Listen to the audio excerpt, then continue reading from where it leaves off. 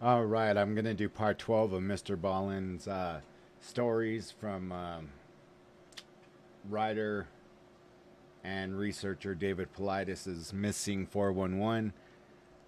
You guys could check out his YouTube channel, and also there's a movie out. Well, it's a documentary about Missing 411. That's free on Netflix, or not Netflix, excuse me. That's free on YouTube, so you can check that out. Quick disclaimer before I start this.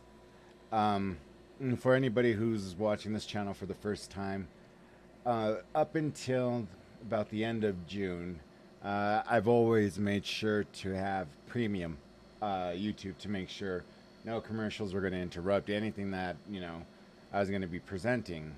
Um, One thing is I'm an actor.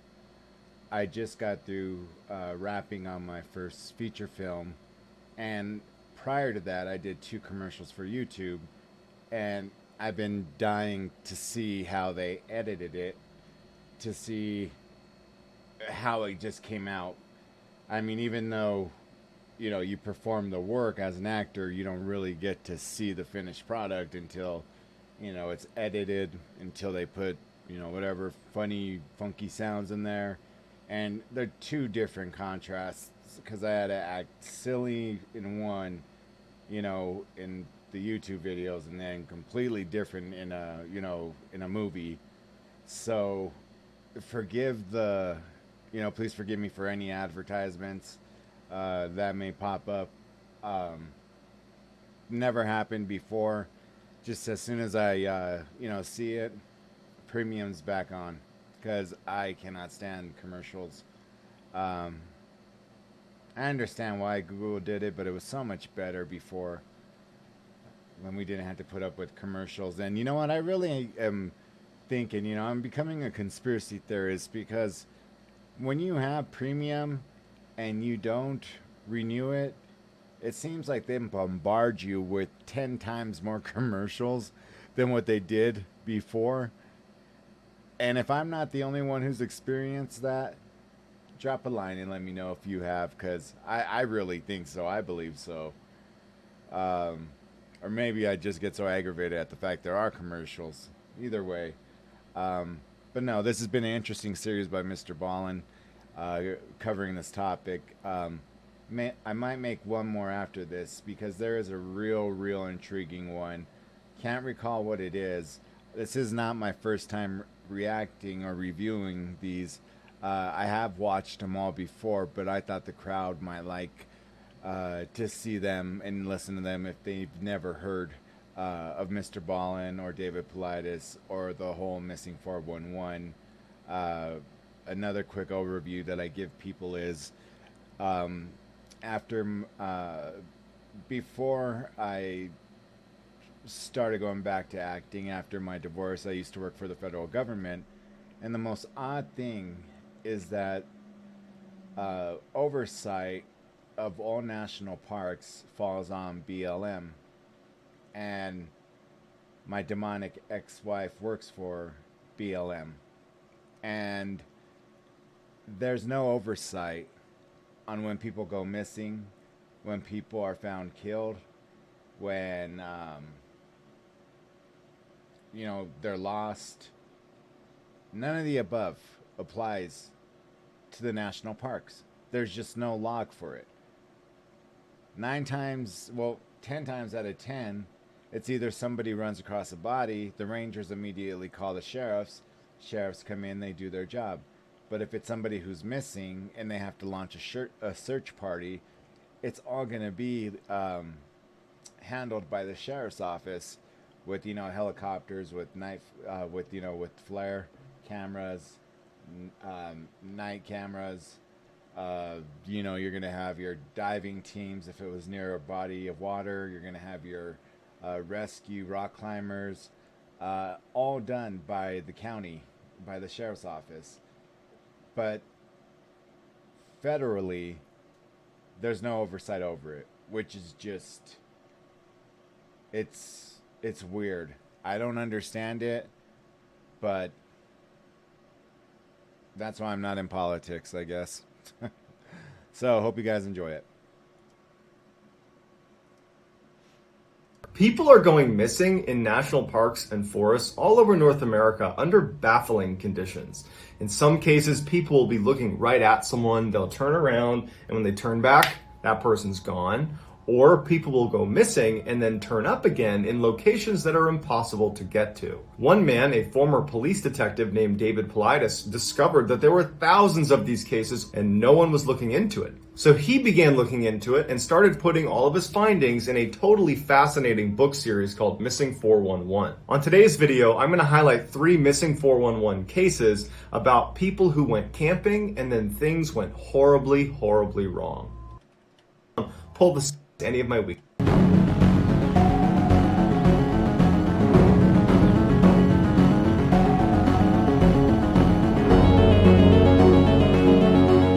In 1985, Kevin O'Keefe was a 36-year-old outdoor enthusiast that lived in Sacramento, California.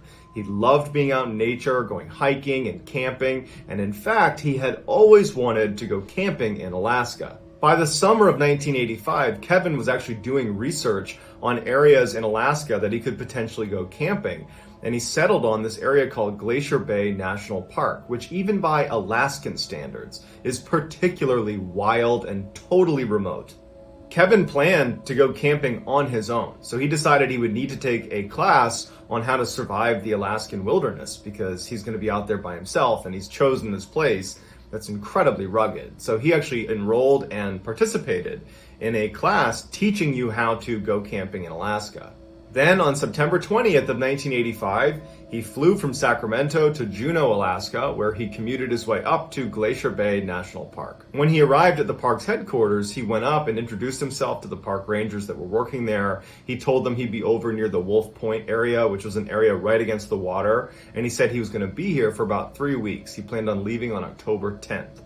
So everybody who works there is aware that there's this guy, Kevin O'Keefe, who's going to be by himself for almost 3 weeks camping near the water. No one in Kevin's family or any of the park rangers heard from Kevin for the next couple of weeks. But the whole point of this trip was basically to escape reality and go live in nature for a few weeks, so no one's raising any red flags.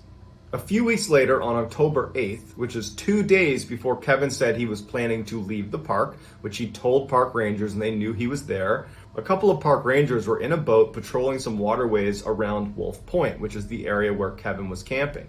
The rangers decided to take a bit of a detour to get inside of Wolf Point and actually check in on Kevin and just see how he was doing, because they knew he was out here by himself. They're making their way down, and as they turned this last corner where they could finally see Kevin's sight, immediately they knew something was wrong. The first thing they noticed was Kevin's tent was not in the area that it was supposed to be in. There was kind of a designated spot on the soil where you'd place your tent, but his tent was actually down a few meters on this beach that butted up against his campsite, and some of his gear was outside of his tent. Not strewn everywhere, but outside of his tent, like you had placed it outside. As they're looking at his tent, they realized that the top strut that kind of held the top of the tent together was folded down. It looked like it had broken right in the middle. They called out for Kevin, he was nowhere around, and they kind of rationalized what they saw. They thought, he's leaving in a couple of days. My guess is he's probably preparing his campsite for an exit.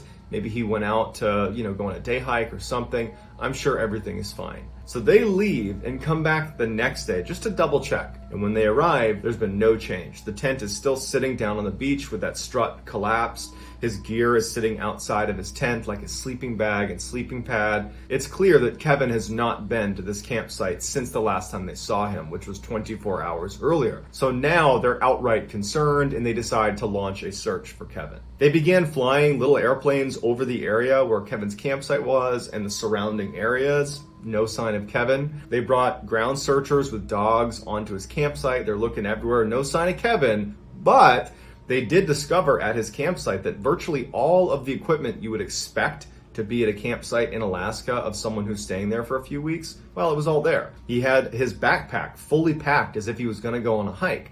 It had food, it had extra clothes and water. It was all packed right up against a tree. All of his sleeping equipment and his cooking equipment. And oddly, there was lots of food that Kevin still had left at his campsite that was out in the open. And no animals had touched it, which is a complete anomaly. As they began searching the outer areas of his campsite, dogs were able to locate Kevin's boots, his glove liner, and his hat. They were tucked away in this gully about a half mile away from this campsite. That they were not visible to the naked eye. It took dogs finding it to locate these items. After finding these items, the early speculation was it looks like Kevin was attacked by bears or some other predator. But the park rangers, who knew this area extremely well and had seen other bear attacks, said, I don't think this is a bear attack, because there's no sign of a death struggle anywhere at his camp. If you get attacked by a big predator, you're going to fight for your life to save yourself. You're going to grab onto things and flail around. It's fairly obvious, and there's none of that. There's also no blood or remains or any indication that someone was hurt in this space. And if an animal had come into this camp and attacked Kevin and eaten Kevin, they certainly would have taken the food that was out and about in the campsite. But none of the food was touched. As the investigation continued, rangers would say how strange it was that no wild animals are coming into this campsite. There's no activity. There's nothing in the area. It's like the animals are staying away from Kevin's campsite. When they couldn't find any sign of Kevin, the investigators went to speak with Kevin's family and asked them, did he have any signs that he was looking to end his own life? Do you have any information you can give us about him? And they said, no, he was really happy, well-adjusted, excited about this trip. He had taken a class to prepare himself for this trip. He told us that he planned on taking a couple day hikes, but no overnights. And he had no plans to meet other people while he was there. He was just looking to be on his own in nature. But after just a few days, they had to call the search off because there was no sign of this guy. He was just gone. Knowing that all of Kevin's gear was still located at his campsite means he did not leave to go on one of those day hikes that he had told his family that he might be going on. Because going into the wilds of Alaska without your gear is a death sentence. So Kevin must have been at his campsite when something horrible happened to him. But we know it wasn't an animal attack because there was no sign of that and no animals were coming near this campsite. So if it wasn't an animal attack, then what was it that caused his tent to shift down to the beach and have his gear strewn about on the sand and have his boots and glove liner and hat be located a half mile away in some gully? And where's Kevin? What do I want? Still not there. Damn. I want to know myself. And in 2000, Patrick Whalen was 33 years old, and he was described as being an outdoor enthusiast, bordering on full-blown survivalist. He had hiked thousands of miles across the Pacific Crest Trail and had spent hundreds of hours camping inside of national parks, in particular the Glacier National Park in Montana. That was his absolute favorite place to go. In fact, he spent so much time there that the park rangers recognized him and knew him by name. On November 2nd, 2000, Pat was driving in Kiowa Junction in Montana when he hit a deer. Witnesses say that he stopped his truck, he got out, walked over to the deer, pulled it to the side of the road, took a pillow out of his truck, put it under the deer's head, and then he went and got food from his truck and put it near the deer's mouth, and then he just walked away. He abandons his truck. It's unclear whether his truck was not operational at this point or if he was just abandoning his truck, but either way, his truck would get towed the next day. 6 months after the deer incident, Patrick's father called the park rangers at the Glacier National Park in Montana, and he said, I haven't heard from my son in months, and I'm worried about him. 6 months? I don't know if it's a culture thing, and I'm not going to, kind of get into all that, but even my demonic ex would get jealous over this, that my mom would call me and my brother and her granddaughters on a daily basis, and the conversations went, hey, how you doing? Good, and you? Oh, I'm doing good. Everything's going good? Yeah, everything's going good. Do you need anything? No, we're good. All right, just thought I'd see how your day was going. Give me a call later on. Love you guys. Love you too. Bye. Every day. That's just it. We were 6 months. In my life, I've never gone that long without being in touch with, a family member, let alone my own parents. So that, wow, I can't get over that. I can't get in touch with him. If there was one place he would be, it would be at your park. Have you seen him? The park rangers, who again, they all knew Pat, they said, we haven't seen him, but we'll keep an eye out for him. A couple of weeks later, 2 of these park rangers are out on a routine patrol through the park when they come across a very odd scene. They saw this blue tent sitting in the middle of this campsite. There's no one around it, and the middle strut that held the tent together was collapsed. They yelled out to see if anybody was inside the tent to make sure everything was okay, but no one calls back. They walk over to the tent itself, and they can tell that this tent has been out here for some time. It looks very weathered and sun-bleached, but there's no tears in the fabric, and all of the zippers are shut. When they opened up the tent, there was no one inside, but there were all the things you would expect to find inside of a tent at a campsite. Water, food, stove, boots, clothes, it's all in there. But again, the tent is collapsed, and based on the pattern of sun bleaching on the outside, it had been collapsed for some time. When the park rangers filed their report about what they found, they noted that it was really odd that no animals had ransacked this tent, because clearly it had been sitting here unoccupied for a while and there was food in the tent, but no animals had touched it. Authorities show up and they begin searching the area for Pat. There's no sign of him. They bring out cadaver sniffing dogs. They don't pick up any scent. One of the issues they were up against was they had no idea how long it had been since he had arrived here and then subsequently disappeared, because they actually went to the tow yard where he had had his truck towed following hitting that deer 6 months earlier, and his truck was still sitting in the tow lot.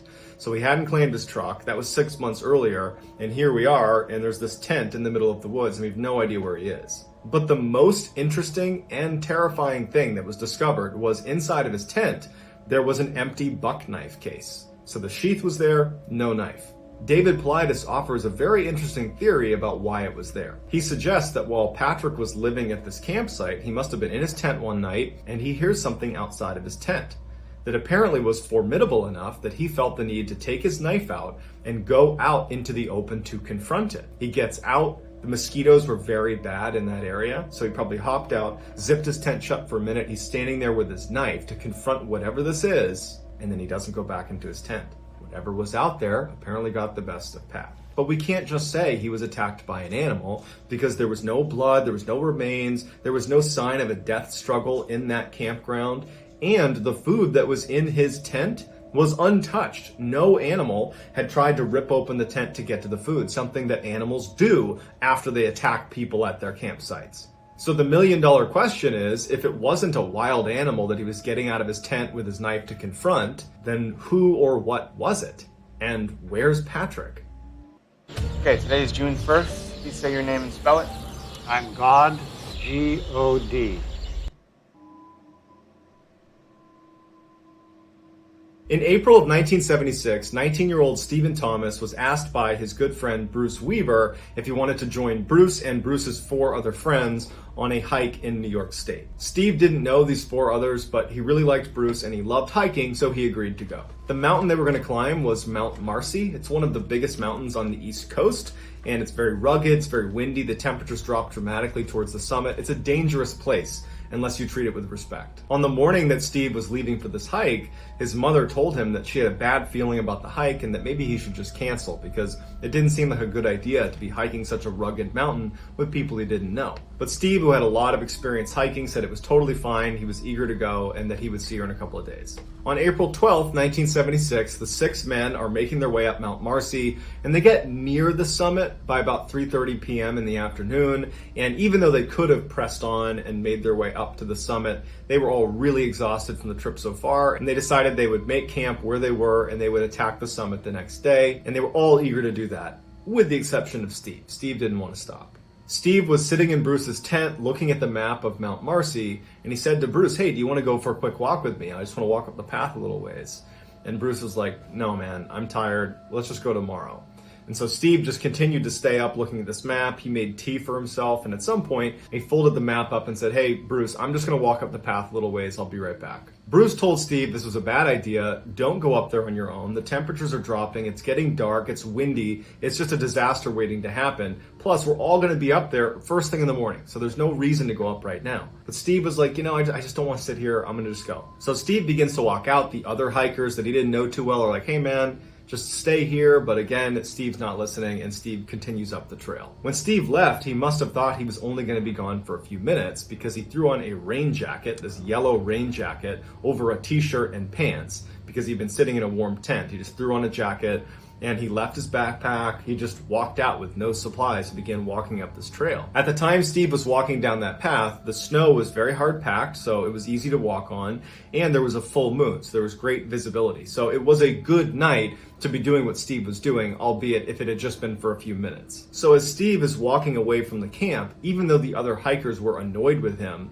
they weren't concerned. He had loads of hiking experience in Washington State. He was very eager to do this. And again, it was well lit. The snow was hard packed. They're thinking, okay, he'll be gone for a couple of minutes and then we'll see him again and it'll be just fine. After about an hour, it was dark and the temperatures are now well below freezing and Steve has not come back yet. And he was not dressed for the sub-freezing temperatures. So the hikers walk a little ways down the path and they're yelling out for Steve, but there's no response. They decide that they have to go up the path and look for him because the conditions are going to kill him if he doesn't come back and get in his tent soon. When they go back to their tent to get some of their equipment to go make this trek to go find Steve, one of those 4 hikers that Steve did not know particularly well had brought his dog along for this hike, which apparently he always did. This dog was highly energetic, went everywhere with this guy. He loved hiking. Anytime the dog could go out and go run around, it would do it in a heartbeat. And when this hiker went in his tent to not only get his own gear, but to get his dog and bring his dog with him to go look for Steve, the dog refused to leave the tent.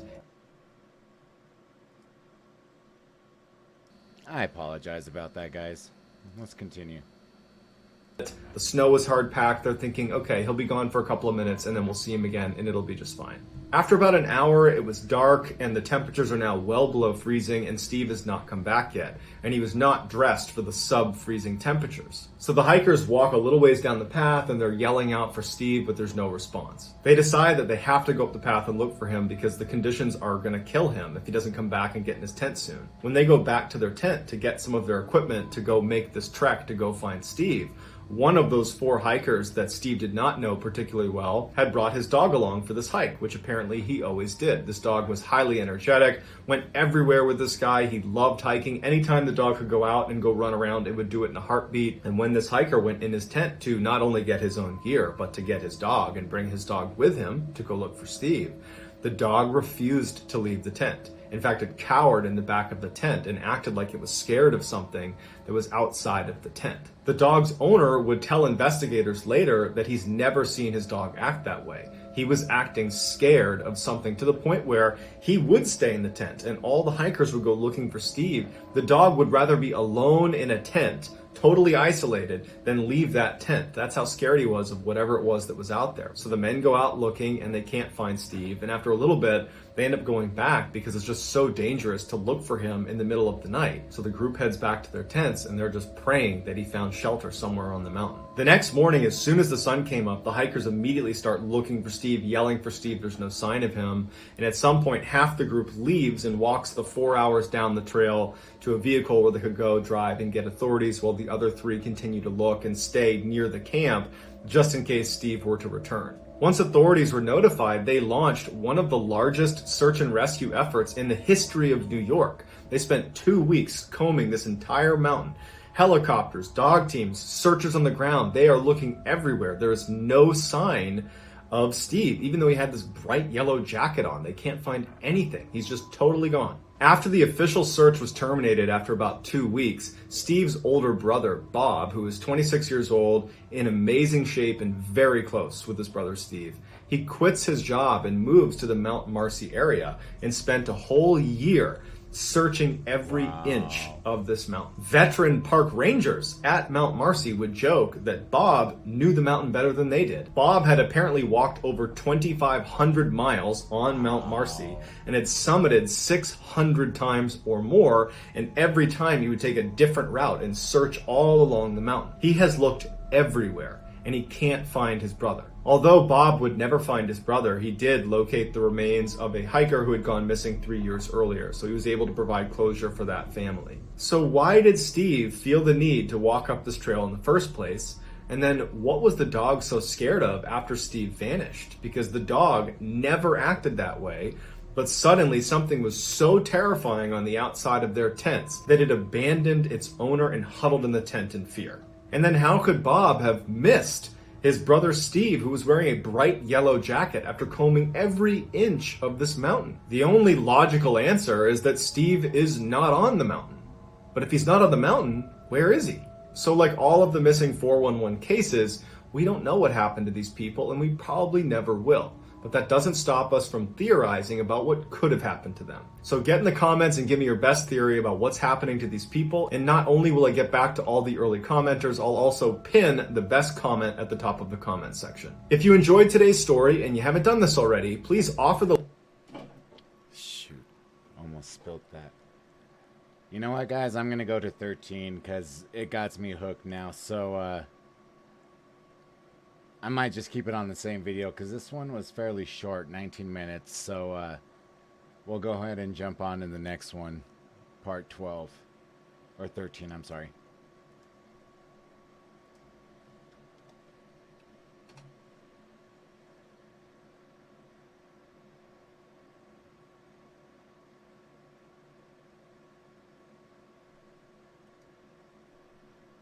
Fellas.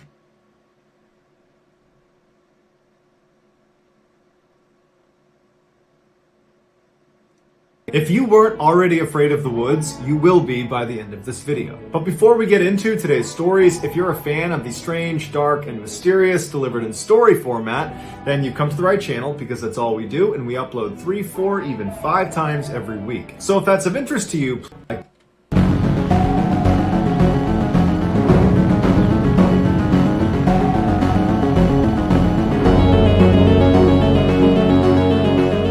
August 2nd, 1963, 4-year-old Bobby Panknin, along with his 2 older brothers and his 2 parents, headed off to a camping resort on Deep Lake in Washington State. The following day, Mrs. Panknin, whose name was Edna, decides she wants to take her 3 sons down a logging road that was right behind their campsite that she had heard fed out to this beautiful little waterfall that she thought her sons would like to see. Edna gets the boys ready, she says bye to Mr. Panknin, and then she and her sons take off down this logging road.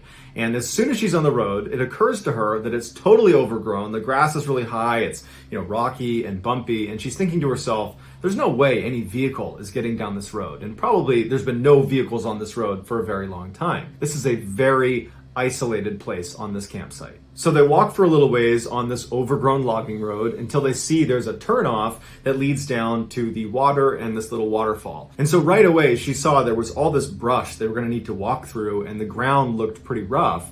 And Bobby, her youngest, the 4-year-old, he didn't have shoes on. He was going through a phase where he refused to wear shoes. And so it hadn't really mattered the entire duration of walking up the road, but it seemed like this might be too much for him to walk on.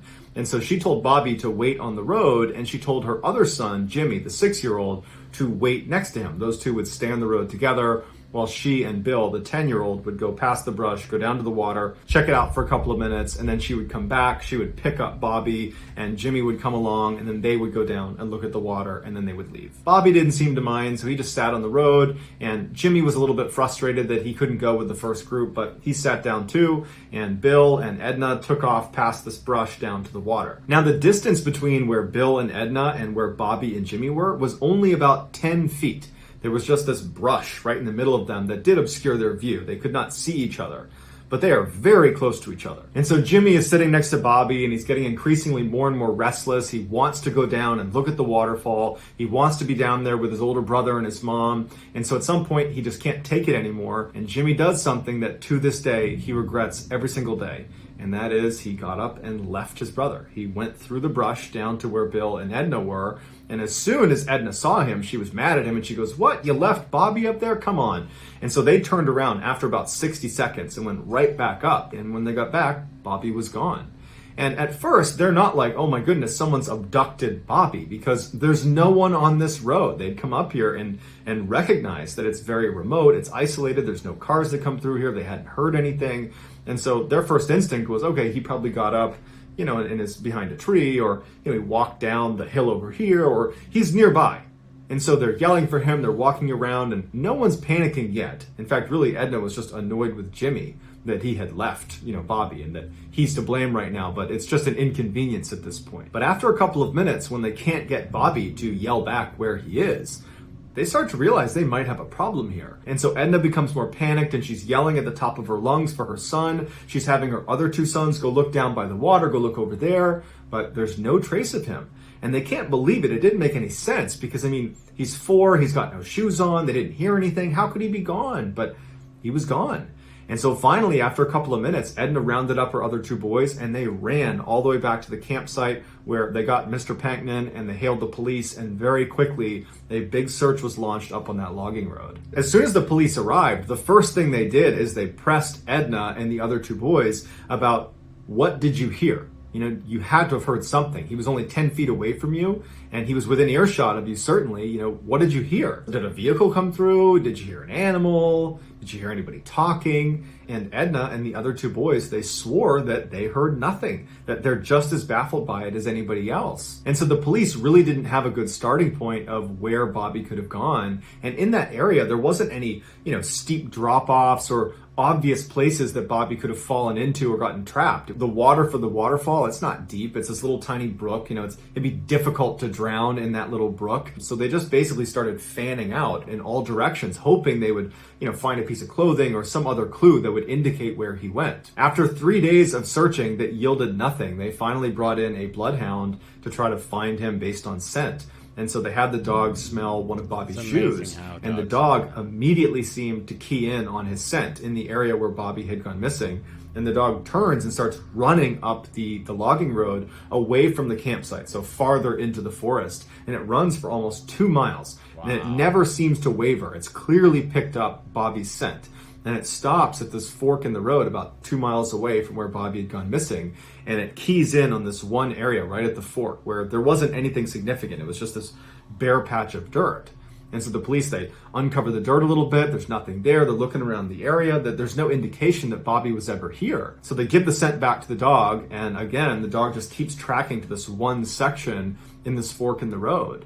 But they didn't know what to do with that information because there was nothing there. The search for Bobby was called off after 7 days because they could not find anything. And so the lead investigator came out and did this press release where he basically said, "We have no idea what happened to Bobby. However, we do think he was abducted." And his reasoning for this was pretty straightforward. Bobby was a young kid that had no shoes on in an unfamiliar forest, and he was only out of eyesight for 2 minutes. So how far could he really have gotten? Certainly not far enough that his family wouldn't have found him after those 2 minutes were up and they began looking for him. And so if you go down the abduction rabbit hole, you start with, okay, a person must have taken Bobby. But for a person to take Bobby, that means a person had to be in this area that was super isolated and remote, and they hadn't seen anybody in the area, and there were very few campers at the campsite. So realistically, if a person was going to abduct Bobby, they had to have been planning it and had to have been hiding in the trees and were stalking this family until they got to that spot.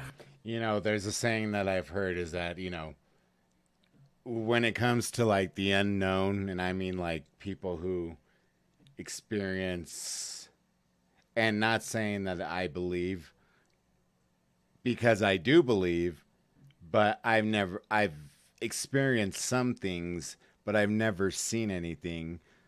But, the fact that even though you might not see something and experience it could terrify the living hell out of you, sometimes humans could do the same when they have bad intentions, and that's scary. That's equally as scary.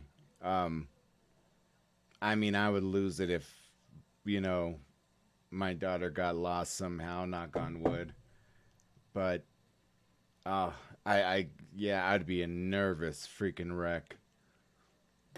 Where Jimmy left Bobby, and then this person, runs out of the tree line, runs over to Bobby, picks him up without Bobby making a sound. He muffles him, and he runs away into the woods carrying this child, all in a 2-minute window, which was a totally abrupt window. It wasn't like this obvious thing that Bobby was going to be left alone. It looked like Jimmy was going to be sitting there with him, which would have been a deterrent, you would think, if someone was trying to abduct Bobby. But nonetheless, this window presents itself and this person runs down and takes Bobby. It just seems like that person would need to be really fixated on Bobby, one, and there wasn't a clear reason for why anyone would be very fixated on Bobby or this family. And two, they would need to be very strong and quick and agile, more than the average person. So we're talking like a professional athlete level of agility and physical fitness. And so while it's certainly possible that a professional athlete had been stalking this family and then ran down in this tiny little window of time and stole Bobby away without getting detected and then evaded the law for 7 days in the middle of the woods, while that's possible, it's pretty unlikely. And investigators reached this conclusion. They thought, it does seem pretty unlikely that a person did this. So they moved on to animals and they said, okay, maybe a bear took Bobby. And so they brought out bear sniffing dogs to search the area for signs that a bear had been there. And there hadn't been. And so they said, okay, maybe a cougar had been there. And so they brought out a cougar expert who looked around the area, and there was no signs of a cougar in the area. Plus, there was no blood anywhere around the area where Bobby had been taken. There was no drag marks where if a predator were to grab you, they would need to drag you away. There was no drag marks. So it seemed like, okay, the large predator theory also has problems with it. And so the next theory offered up was, well, maybe a giant eagle swooped down and picked Bobby up and flew him away, which would account for why maybe it was quiet and there was no drag marks, there was no blood, and why he's just gone. But that was when authorities said, okay, we clearly have no clue. And so that's why they gave the press release and basically said, we just don't know. And so while we probably will never know what happened to Bobby, it does seem likely that something took him. And whatever that something was, it was intelligent, it was fast, it was strong, it was agile, and it had been watching that family. Because as soon as that 2-minute window presented itself, where Jimmy was gone and Bobby was vulnerable, it swept in so fast that no one heard it, no one saw it, and it took Bobby somewhere and did something to him. And whatever it did, it probably wasn't good. If you're thinking about buying solar panels, Nope, don't. not the The U.S. commercial yet. government will literally buy them for you if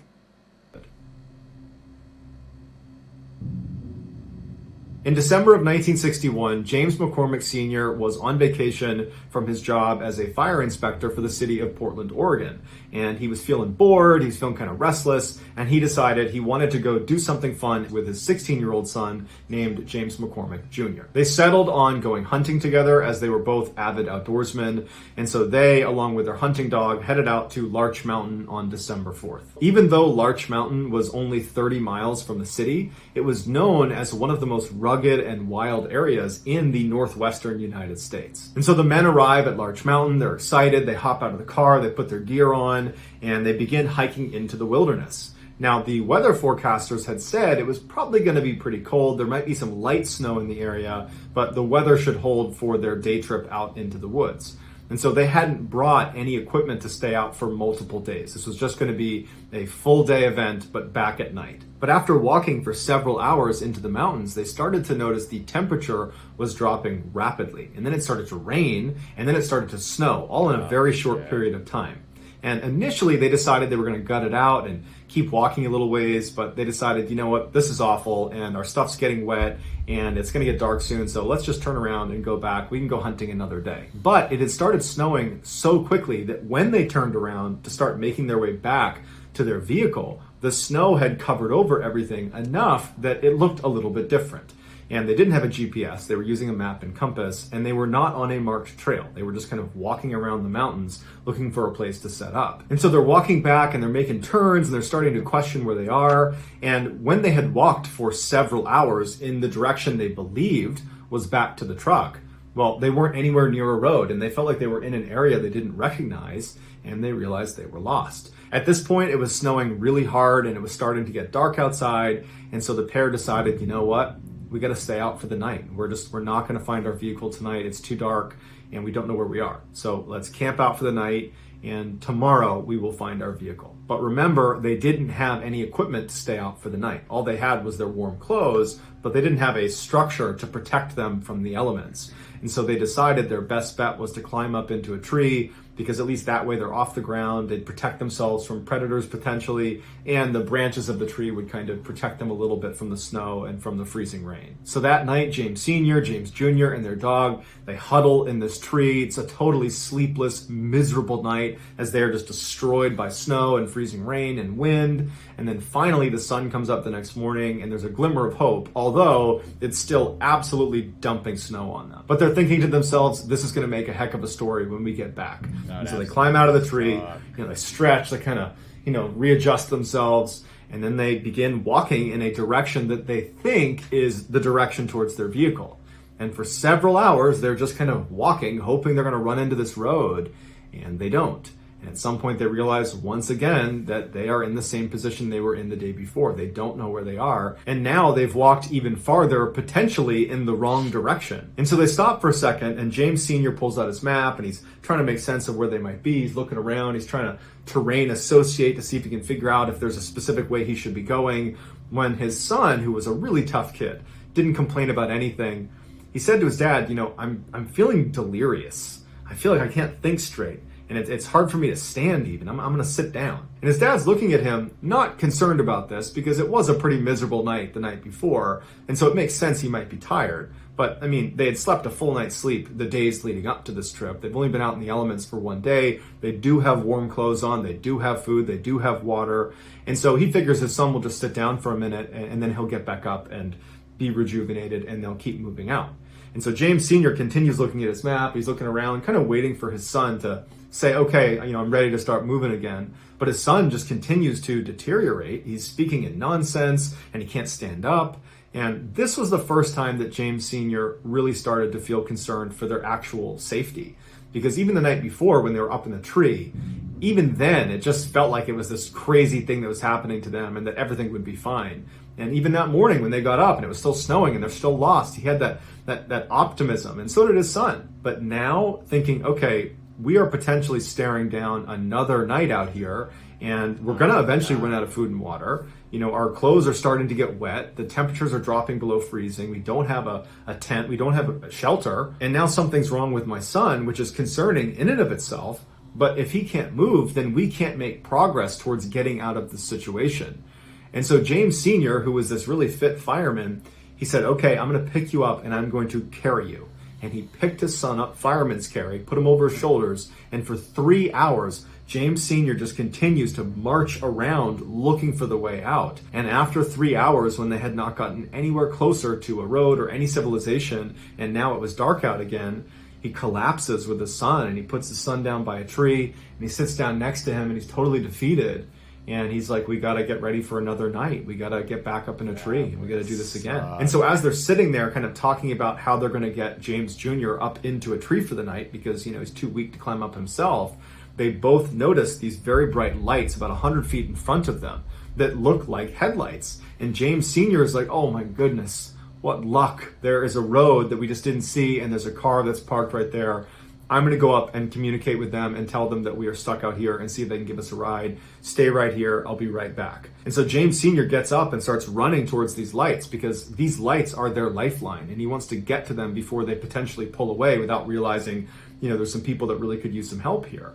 And so as he's moving, 50, 60, 70 feet away from where his son and his hunting dog were, the lights just continue to go farther and farther away from him to the point where James Sr. stops. And he's looking at these lights thinking, are those headlights? Like, what are those lights? And at some point, the lights just kind of disappear into the forest, and then they're gone. James Sr. looks around and he realizes, there's no road over here. I'm in the middle of the woods. Like, what were those lights? And so he stands there for a minute thinking to himself, am I losing my grip on reality? Like, what's going on here? And he turns around and he starts running back to where his son and his dog were. And when he gets there, only his dog is there. His son is now gone.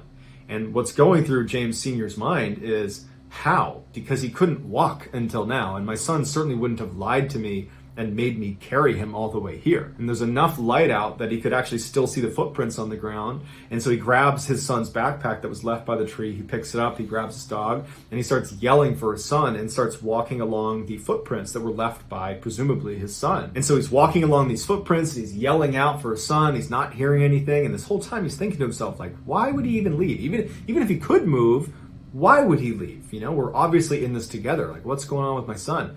And so he's walking, and after about 30 minutes of walking along these footprints, because the snow was coming down so heavy, the prints were getting harder and harder and harder to track because they were filling in with snow. And finally, it got dark out, and then he really couldn't see the prints anymore. And now James Sr. is absolutely panicked. You know, this is a nightmare. Where's my son? What were those lights? Oh my gosh, it's going to be another night out here. And he just picks a random direction, and holding onto his son's stuff with his dog, he just starts running. The next day, James Sr. and his dog would stumble into this lodge that was about 6 miles away from where they had parked their car over at Larch Mountain. Now, that doesn't mean they moved 6 miles to get there. They probably zigged and zagged all over the mountain, and they covered much more than 6 miles, but it was a 6-mile shot to this lodge. They stumble inside, and it was just a miracle that he had found it. He basically had ran all night until he found a road, and he traced it up to this lodge, and he told the staff inside, my son is missing. We've been gone for 2 days now. He's out in the middle of the woods. He's hurt. Someone needs to go out there. And so very quickly, the police were called, and word spread to the firefighters in Portland, Oregon that, you know, the fire inspector's son is missing. And so 200 off-duty firefighters made their way up to the mountain as well to assist in this search. The paramedics wanted James Sr. to just go to the hospital and let the searchers do their job. But James Sr. was not about to leave his son, and he refused medical attention, and he went out with the first group of searchers. And somehow he was able to get them to the rough area that he was able to recognize as, you know, roughly where his son had been sitting when he went missing. They searched that area and very quickly found James Jr.'s glasses case, as well as his boots and his socks, but no James Jr. Later in the day, though, they would find James Jr. He was about 1,000 feet away from where his boots and his glasses case were found, at the bottom of this cliff, and he was deceased. Now, initially the thought was, well, you know, he must have gotten confused and walked away from where he had been told to sit and fell off this cliff. But they determined he did not die from the fall off this cliff. He had made his way down to that cliff and then died of exposure. So how was James Jr. able to suddenly be able to walk again?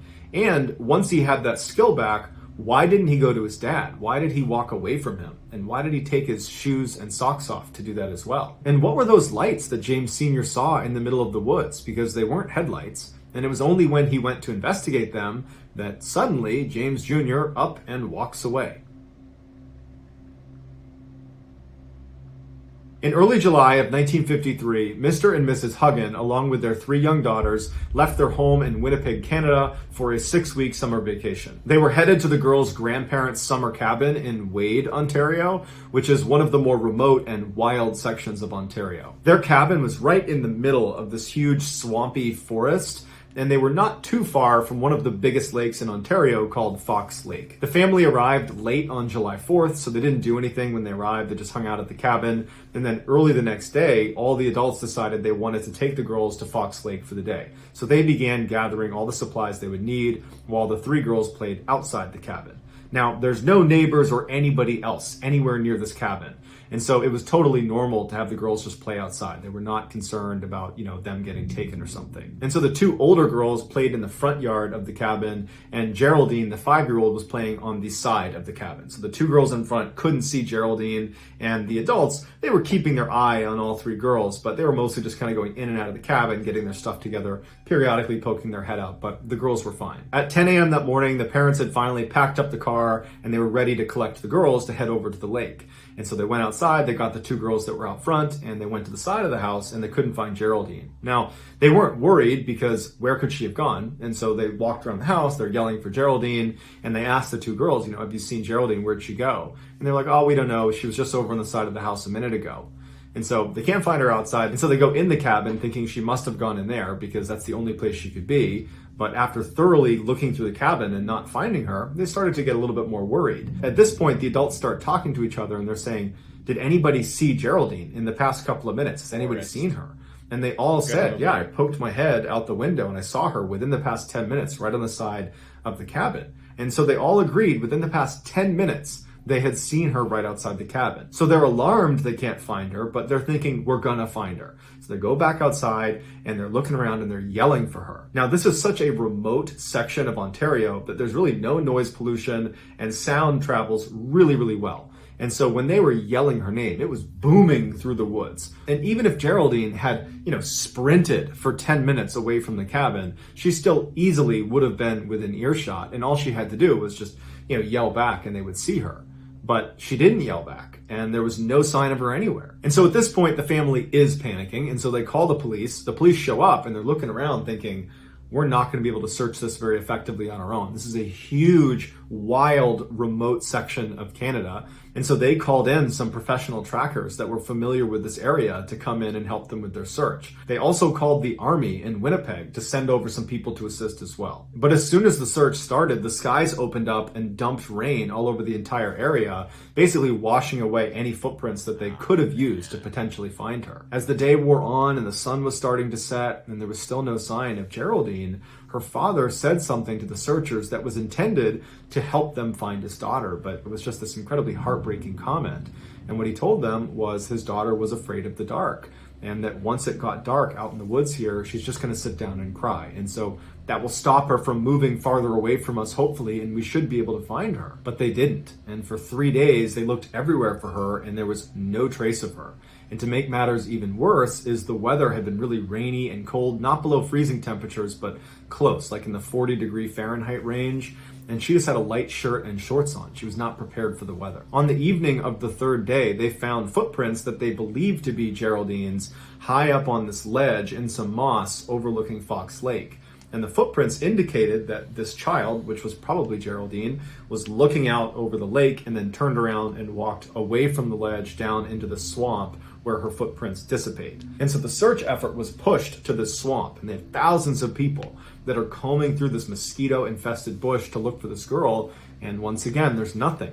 Then on the 7th day of the search, they find another set of footprints in the swamp around the area where they were looking for Geraldine. But it wasn't Geraldine's footprints because they were these huge prints that if it was a human print, they would need to be an enormous human being. Or these prints belonged to some enormous animal, but they were unable to determine what animal it was. At this point, although there's not really any real evidence connecting that print to Geraldine, people are starting to suspect that whoever left this print or whatever left this print has something to do with whatever happened to Geraldine. 2 days later, so 9 days after Geraldine has gone missing, some of the professional trackers were 2.5 miles away from where that large print was found in that swamp and where Geraldine's footprints were found up on that ledge.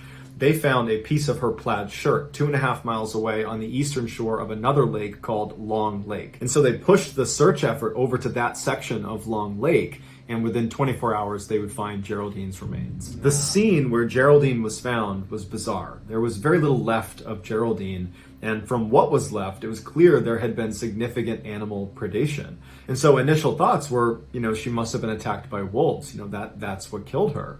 But upon closer inspection, they saw that her clothing had not been torn and there was no blood on her clothes. So the animal predation had most likely occurred after she was deceased because they would have been able to pick around the clothing. Whereas if it had been a wolf attack, they would have cut right through the clothes and there would be marks that obviously, she was attacked by animals. But Geraldine's remains appeared to have been dragged out of a nearby meadow to where she was ultimately located. And so they followed the drag line into this meadow and it led them to this opening where all the grass had been matted down. And investigators said it looked like something big had been laying there.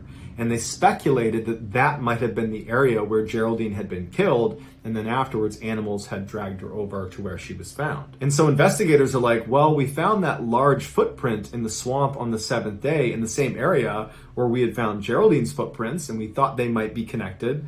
And now we're finding a large, what appears to be body print in this meadow that's right near where Geraldine's remains have been found. And so probably whoever or whatever left that print in the swamp is the same one that left this print here in the meadow and therefore is probably Geraldine's killer. But this left investigators with two theories that didn't really make any sense. The first one was, okay, these prints, the swamp print and this body print, belong to an enormous person, like a giant, who ran up to the cabin and abducted Geraldine and ran off and no one saw them or heard them.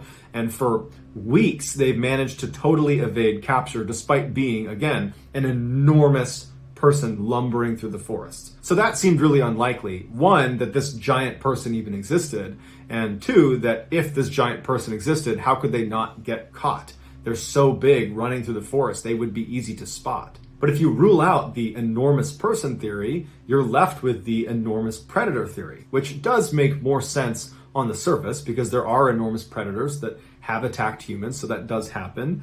But when they looked at her remains, they ruled out a wolf attack, and really, they ruled out animal attacks. But if this is an enormous predator, how did it kill Geraldine? The family was told that unfortunately, because there wasn't enough left of her, they weren't able to determine a cause of death. And so their best guess is she was probably mauled by wild animals, but they would even level with the family and say, honestly, we don't know what did this. So that's going to do it, guys. If you found the secret in today's video. That's horrible, man. Oh my God. I mean, I guess it gives, the family closure, but, still, it doesn't help. I mean, poor thing. Yeah, that's just, you really gotta, like they say, every moment in life counts. I mean, you really gotta just keep an eye on your children. Man, I'm speechless from that one. Well, I hope you guys have found this interesting. If you have, I'll finish it off. There is a very, very interesting one that he does do that I personally found just so crazy that, I believe it's in this line of missing 411. Well, no, I know for a fact it is. Or maybe it's not. I don't want to say fact. I'm like 50% sure it's in here.